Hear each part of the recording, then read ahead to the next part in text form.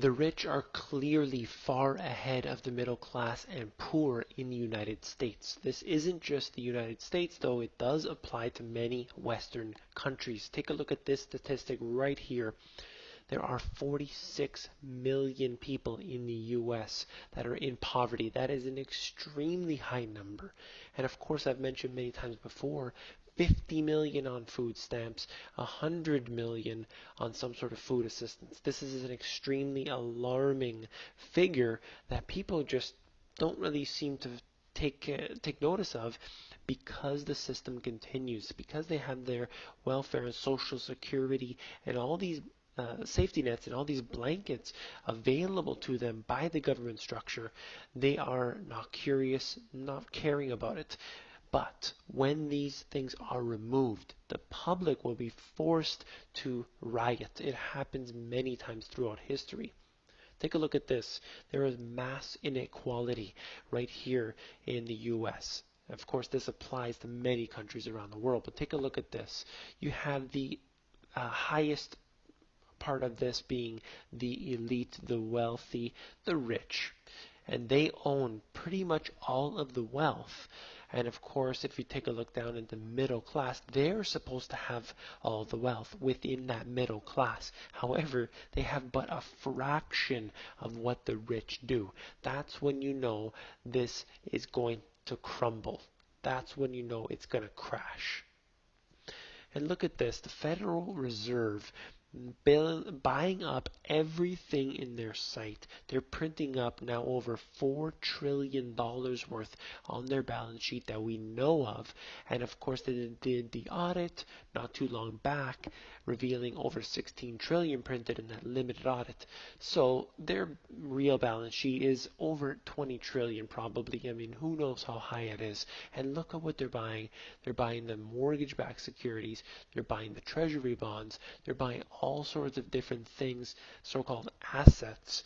I believe they're really nothing more than paper liabilities. However, it is year over year increasing. They can't stop now. The interest rates, which they never mention, the interest rates are all the way down to zero. Now they're talking about tapering $10 billion and making a huge deal of it and saying that look, we're tapering back and look how well everything's still good.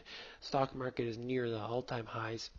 But the point remains is that interest rates are at historic lows and they've been at this level for years.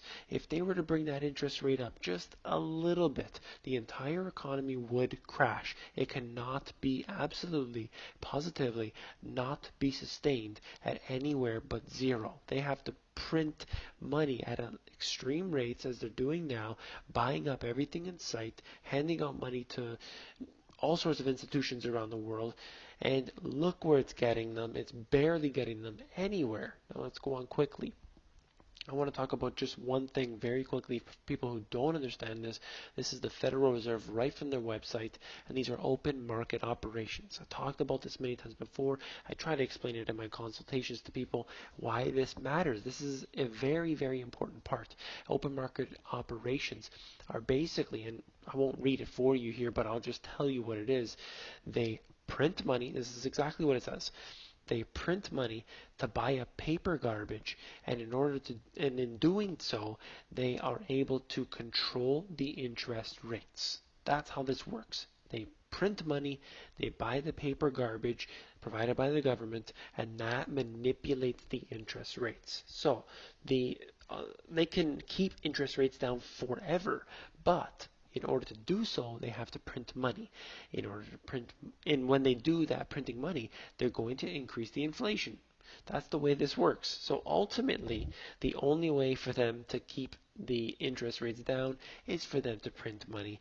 And they're going to have to continue this, and they're going to have to increase in that money printing. And we all know where that will take us. But according to this, the inflation rate is only at 1.1%. So no matter what the reality is, the real interest rate is only 1%.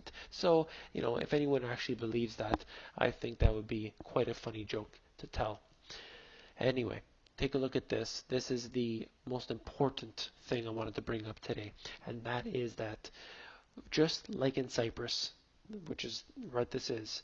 They can enact some law, and then we have to follow it, where they restrict our transactions. The Federal Reserve, the Treasury, the U.S. government, and all governments in the West and around the world are in full control, and they can lock down the system at any moment. So we have multiple people, many people, who are simply not prepared for what is coming. Look at what happened in Cyprus. They are a perfect warning of what is going to happen. They're going to lock down the system. They're going to create a bank holiday, at which point they're going to stick their hands into the account. They're going to pull money out. They're going to restrict your withdrawals. They can devalue the currency. They have many, many options, but we all know that it's coming. Look at the Eurozone falling apart.